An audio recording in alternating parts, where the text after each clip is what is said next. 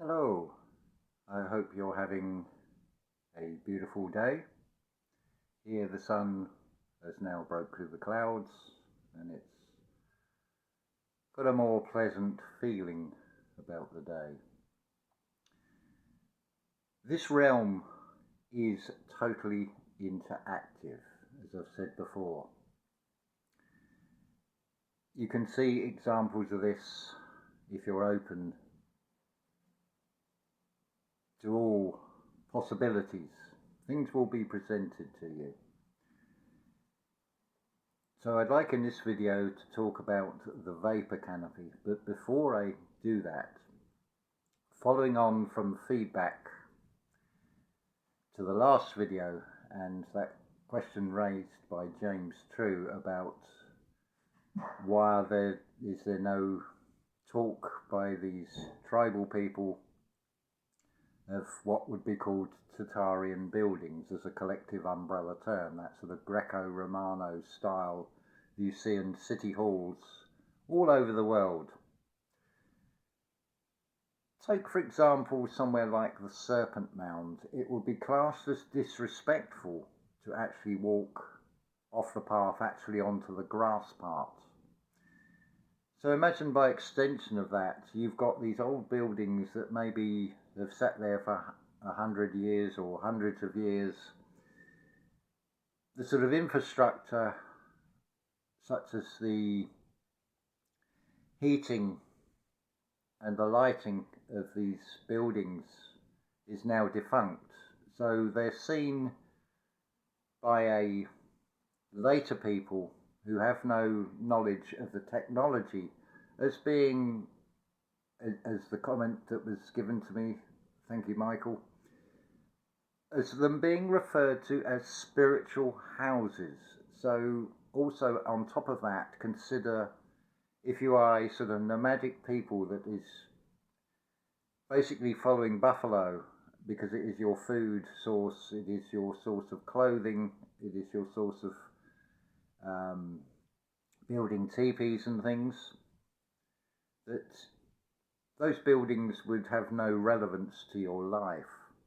A perfect example, if you wish to see how this is played out, I refer you back to that Mad Max 3 film. There's a clip from that on YouTube called The Tale of Captain Walker. Just go and watch that. These are the children after this apocalypse in this story in Mad Max 3. They retell this story of their sort of history, how they got there. They are telling the truth from their perspective because they have no understanding of the technology. They don't realise an aircraft would need a runway, it would need fuel. They talk of it in that film. One of the children who tells the tale, the older girl, she says, some say it was a gang called Turbulence, some say the wind just stopped and the plane sort of landed in the sand, it did like an emergency landing. But without that understanding of that knowledge and that technology, how that story, although it is the truth, is far from the truth at the same time because they do not have the understanding of the technology.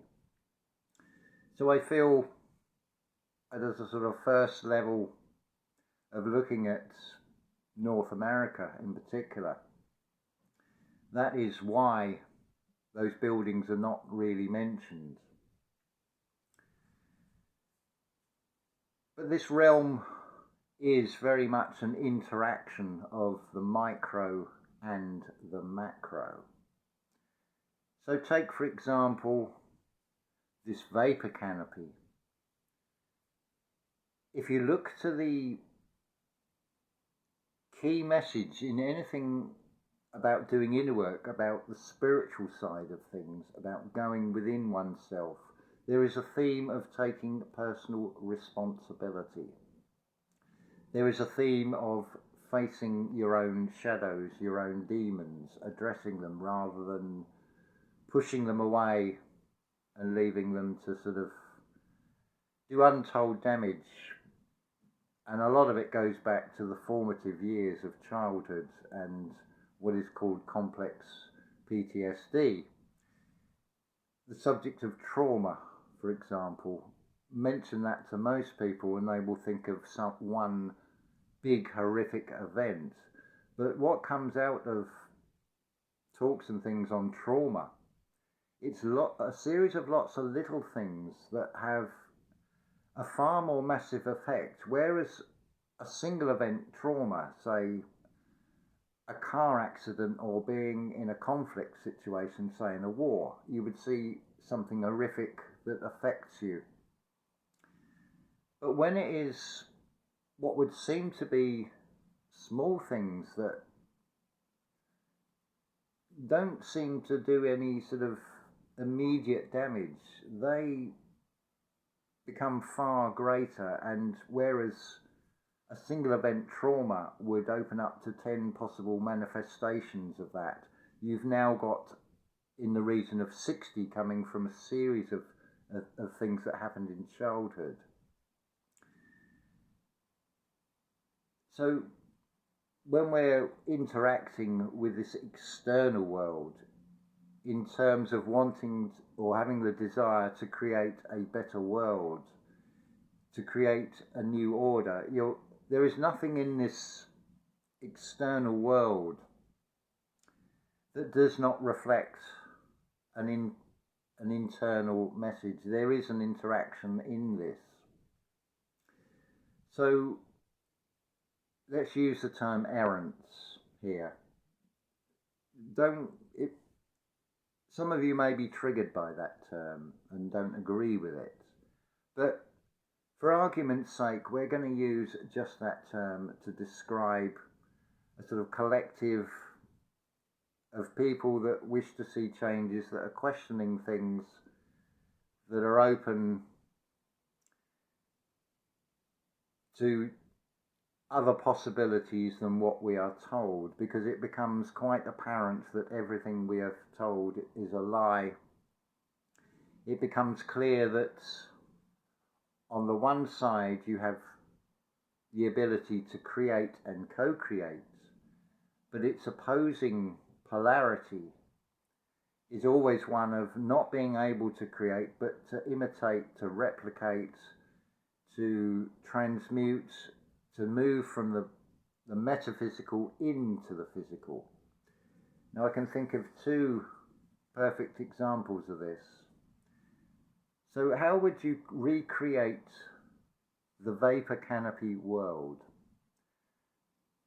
I feel the clues are given, providing you understand what you're reading. Now I say this is an interactive realm. Things can land in your lap without you even realizing it. I was given this. It's just the Gospel of John. It's the New International Version. So I'm going to go with that because that was given to me, and immediately it's like, the Bible, yuck. But I know full well that, and I think it's in Paul's letters, 2 Corinthians 13:5, I believe is the verse, where it talks about everything is allegory. An example of that would be if you were to say someone who's ended up having an overdose from heroin or something like that. You could say that their life was a train wreck. Now obviously there is no train, there is no wreck. It is an allegorical expression of something else that doesn't have a literal train or a wreck involved. Obviously that has been played out very recently. So let's look at the common theme, and that is water. Water is the giver of life of everything living. There's no question about that. So when we turn to John chapter 3, verse 14, let's find it in here. It says, just as Moses lifted up the serpent in the wilderness, so the Son of Man must be lifted up, that everyone who believes may have eternal life in him. So the serpent, think about this. If you look at the images of the Kundalini rising, if you think about your true essence that resides in the physical body, it is basically the shape of a serpent. In terms of the Moses grabbing hold of the snake and then it becomes solid, it's lifted, it's raised up. It is referring internally to getting hold of your true self and raising it up, the Kundalini rising. Interesting that it's John 3:14, 3:14, referencing pi. But if we also now go in the same book, the same gospel, to John 14, I'll start with John 14, chapter 14, verse 5. Thomas said to him, Lord, we know not where you are going, so how can we know the way? And verse 6, Jesus answered, I am the way and the truth and the life. The life. Well, what is life? That's water. So you're raising up something inside yourself. No one comes to the Father except through me. Now, what is the me? That's your physical body. The Jesus is the He is us. It is an archetype. It is all allegory. It is talking about doing that inner work and raising your Christ consciousness within inside yourself, creating that new world order, that new universe within inside yourself. And you have this interaction between the metaphysical and the physical. So what you are doing, you are gathering the waters within inside yourself and you are raising them up. How many of you, how many that would consider yourself to be an errant are doing that inner work? Because collectively, our energy can bring about the return of that vapor canopy as we gather the waters inside ourselves, as we find that Christ consciousness within inside ourselves, we raise up that serpent inside ourselves. No one sees the Father except through me. Well, the me is the physical body.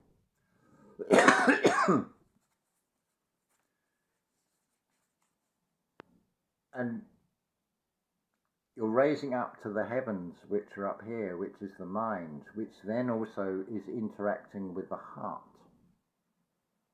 So you're creating a reorganization, a gathering of your internal spiritual water.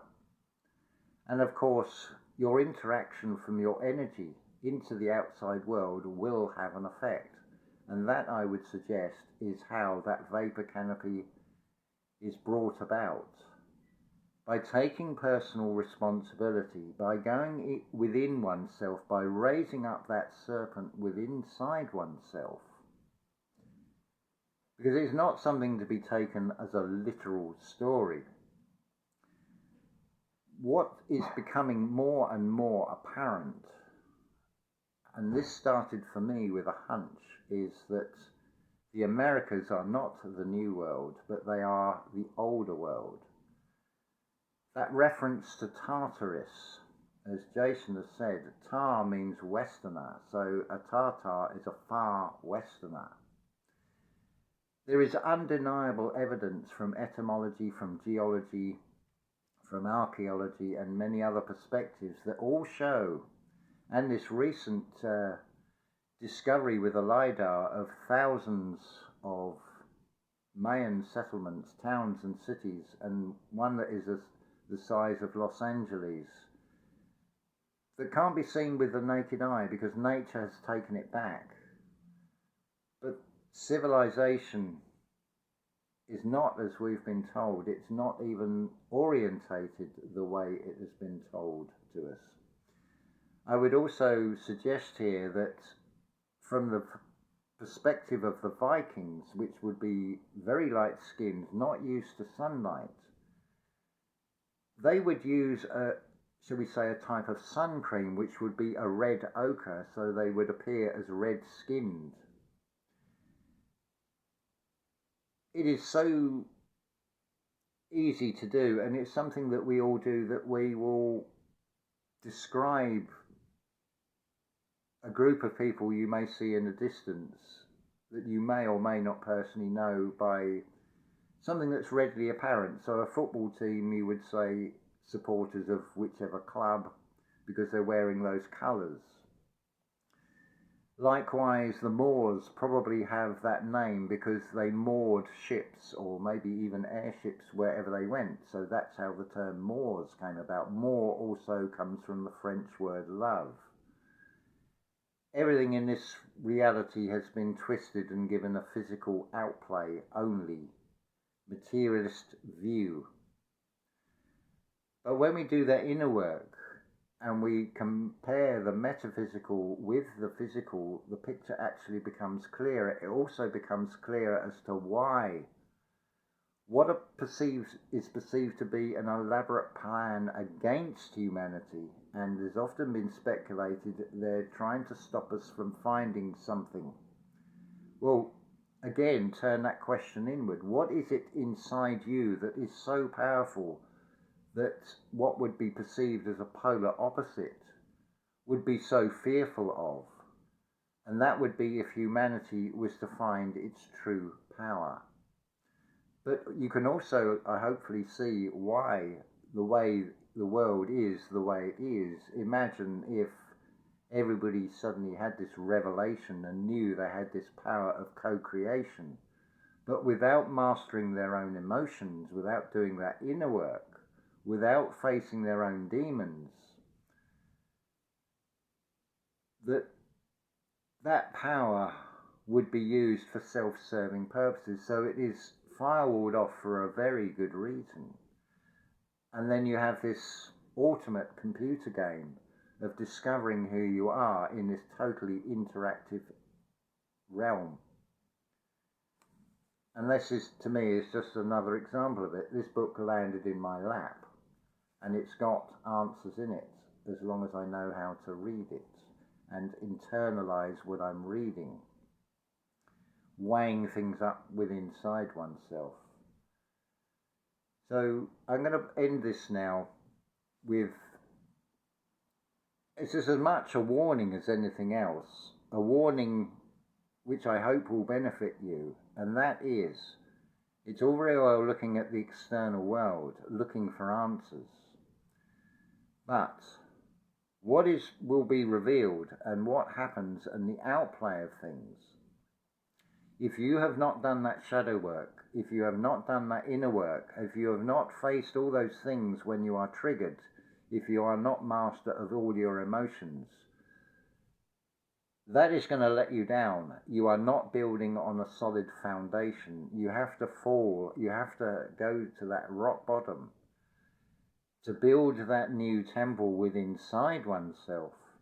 That again is also talked about in the Bible, about the 46 years it took to build the temple. It's pulled down and rebuilt in 3. That references the double 23 chromosome. You go through what has been displayed externally in religions. You go through a reformation within oneself. As I've described it before, that Kundalini rising is the spiritual glue that pulls you back together, that alchemical marriage of the conscious and the subconscious that are now working together. That is also referenced in the parting of the Red Sea, the Reed Sea. When you're crossing the 2 hemispheres, bringing them into one, you're bringing things into one within inside yourself, creating that trinity within inside oneself, and also operating in this physical realm. That is why you have these physical bodies and this experience. It is a playground, it is a trauma center in which to find out who you really are, find out what your true co-creative power is. But that will only unlock as and when you are on the right vibration to do so. Things will be revealed to you. Think of it also like the radio. If you are tuned to a 88 on VHF, you will only get things coming to you on that frequency. But if you tune your internal dial, you retune your internal dial by doing that inner work, and you go to say 101, you're now on a different frequency. You are now receiving a completely different broadcast, but within the same realm, within the same field, as it were. So this is why it is so important to do all this inner work, this spiritual thing, what some of you would call woo-woo. But it is not woo-woo. It is finding a balance within inside oneself. It is creating a new micro-universe, which does then have an interaction with this external realm. And I feel that we can gather those waters as collectively we call ourselves errants. If we gather, and that doesn't mean physically coming together, it is being of like mind, it is being of like resonance from the heart.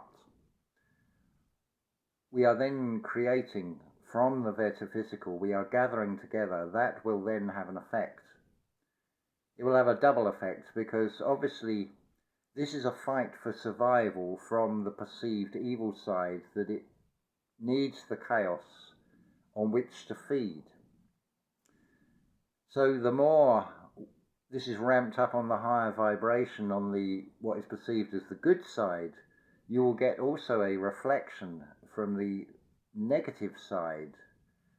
But while that is all going on, that is a good thing, although it may look to be a bad thing, and of course it does look a bad thing if you only look externally. But when you weigh these things up inside and see the positive as well as the negative aspects, and find that internal balance, so you're not rocked by the emotions. We can talk of the human body as being a vessel, so think of a vessel being on a stormy sea, the emotional tides, the waters again. So hopefully that has made a bit of sense and given you a perception to start, if you're not already doing this, to go inside yourself. So you reinvent, you rebuild yourself, you reform yourself. That is your reformation that you do on an individual micro level to then interact with this external world. So I'm going to say love to you all, and I hope that has helped at least one of you out there. Have a beautiful, beautiful